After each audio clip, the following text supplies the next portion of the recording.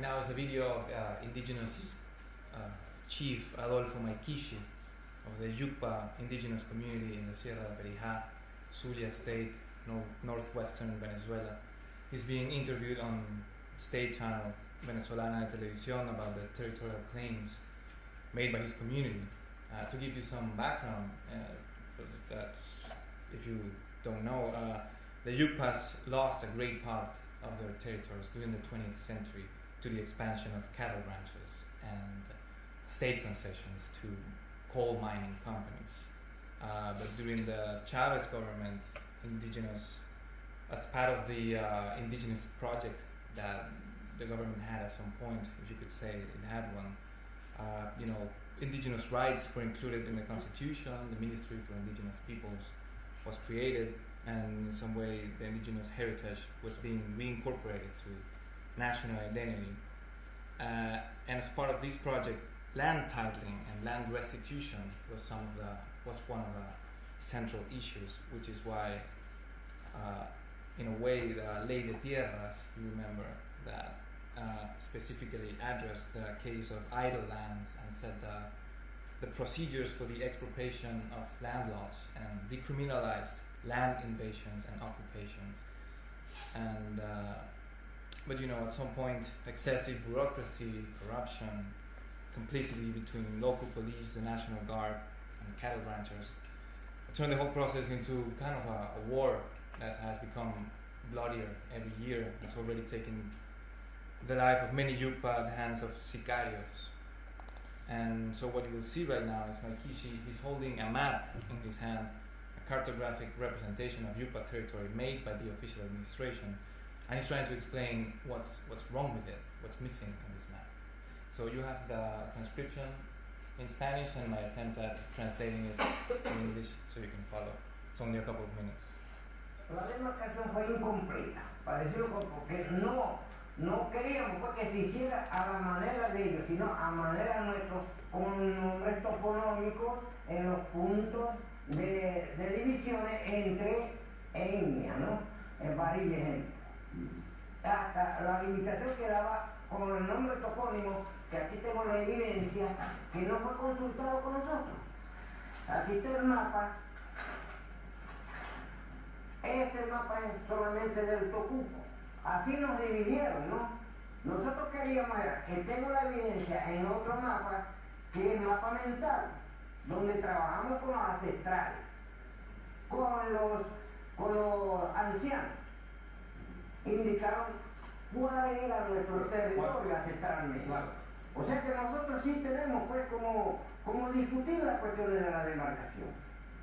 Porque ya hemos hecho el límite de los ancestrales, ¿no? De la carretera que va vía Aricuaizá, de los campesinos, hasta la frontera con Colombia. Y nos aceptaron, pero la evidencia no dice nada, porque están en números que nosotros no lo entendemos. Y tampoco nos existe lo que se llama nombres topónimos nuestros. ¿Dónde están, por lo menos, ejemplo, sitios medicinales, sitios históricos, ¿no? Túneles, ¿no? y parte medicinal, y parte de cacería nuestra, ¿no? Nosotros siempre hemos conservado esa historia que no aparece en ningún mapa o sea que no se ha trabajado. So I believe this case raises questions about, first, political representation in the governments of Latin America and Mariana Rosada, cartographic representation as a mechanism of power, and the political consequences of the opposition between orality and literacy. I'll try to explain this, and I'll try to contextualize it in current discussions about Latin American politics in academia.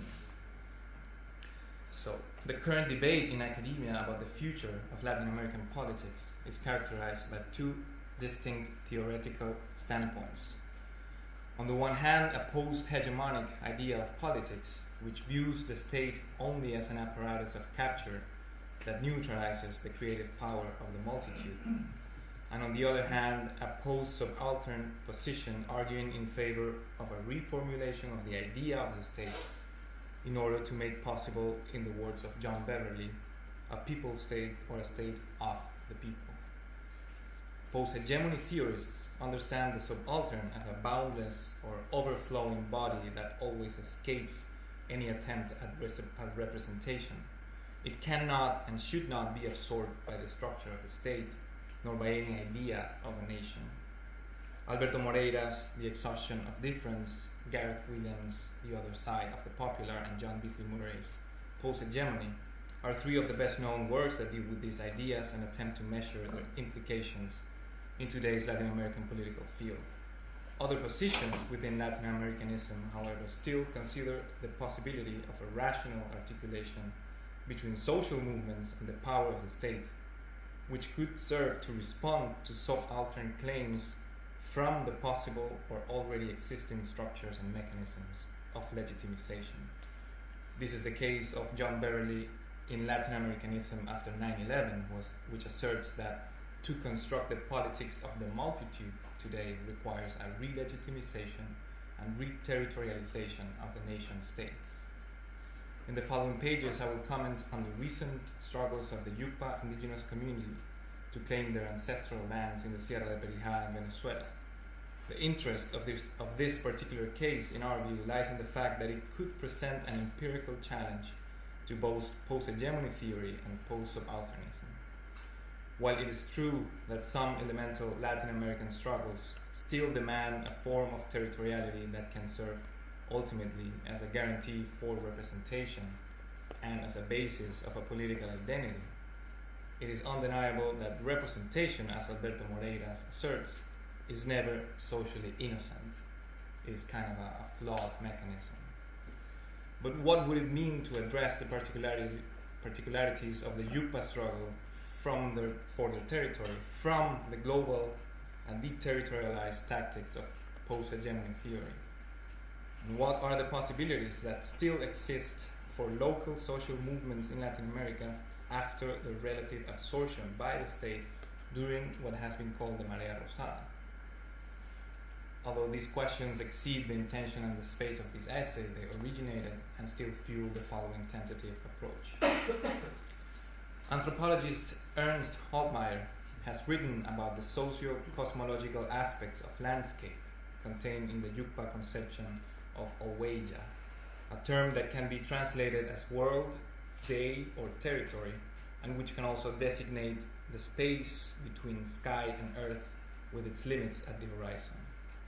There are as many Oweya as there are worlds and underworlds belonging to humans, animals, and spirits, all of which are constantly interacting and invading each other. According to Holtmeier, Yukpa cosmology is characterized by a continuous discontinuity between multiple spaces and times, and spatiality and temporality sometimes intermingle to produce areas of the sensible he has termed timescapes. In a 2012 interview on the state-owned Venezuelan Televisión, Yukpa leader Adolfo Maikishi protested that the cartography of the Yukpa territories made by the official administration was deficient, mainly because it didn't include historical, medicinal, religious, and hunting grounds which belonged to his community since ancient times. Taking all these observations into account, we can see that Yukpa territoriality consists of a heterogeneous combination of spatial, ethnic, historical, and political dimensions which overflows the capabilities of official legal cartography. In the same way, Yukpa mapping extends into domains not commonly related to political geographical representation and which are based on aboriginal patterns of spatial organization. It is not surprising that a notion of territoriality of this kind would encounter some obstacles in the process of its legitimization by a modern state. After all, how could one trace a map of Oweya? In this case, the Habitat and Land Demarcation Commission, the apparatus designed by the government to resolve these territorial disputes, seems to have found its own limit, a representational limit, in the oral nature of a territory that has been passed on verbally from generation to generation and for which no written documents exist. We have always conserved that history which does not appear on any map, says Maikishi, referring to their ancestral territories, eloquently pointing out the absence of some kind of critical cartography that could effectively represent and legitimize these claims for an oral territory. The mental map mentioned by Maikishi thus becomes irrepresentable, almost an anti-cartography. The antagonism between orality and the written word, which entails a subordination of orality to writing, is also a disciplinary distinction that is constitutive of the ways in which political and cultural legitimacy has been assigned and distributed in Latin America since the beginning of the conquest. As Abraham Acosta suggests in Thresholds of Illiteracy, the opposition between orality and literacy might more productively be conceived today as a biopolitical formalization of exception in Latin America. This means that what sustains the cultural and racial hierarchy determining the exclusion of the indigenous subject from political life, and therefore from the project of modernity, is, according to Acosta, a biopolitical distinction between writing and the absence of writing. It is a difference inscribed in bodies, a distinction between what bodies can and cannot do. Writing can also be understood as a fundamental aspect of what Deleuze and Guattari call the state's territorial machine, which acts by systematically coding fluxes and tracing lines of separation, deterritorializing or overriding previous territorial formations. By favoring the legitimacy of the written archive, the state inevitably works against the indigenous claim for institutional representation, ruining the possibility of a truly horizontal relationship between state power and the subaltern, thus forcing the Yukpa population to live an abject life, a bare life at the margins of a denied sovereignty. Here, the impasse between the written letter of the government institution and the oral and mnemonic map of the Yukpa reveals a functioning within the structure of the state that at times is indistinguishable from the logic of a colonial administration. It is in this sense that John Beverley's idea of a people state or a state of the people begins to look a little like utopia. But at the same time, the desire of fluidity and the elusive nature that, according to posthegemony theory, define the subaltern subject, appears in the Yukpa struggle somewhat differently, almost inverted.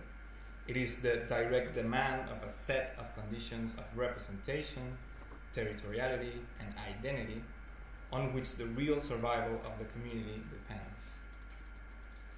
We should remember what Antonio Negri and Michael Hart said in Empire about the emancipatory potential of subaltern nationalisms.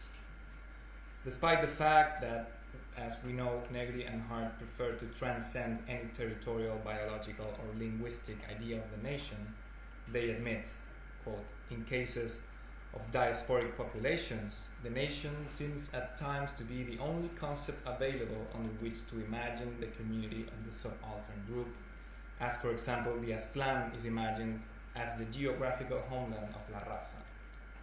According to these words, there still could exist, even after the appearance of empire as a new world order, the possibility of conceiving the nation as a possible strategy of resistance against internal or external imperialist expansion.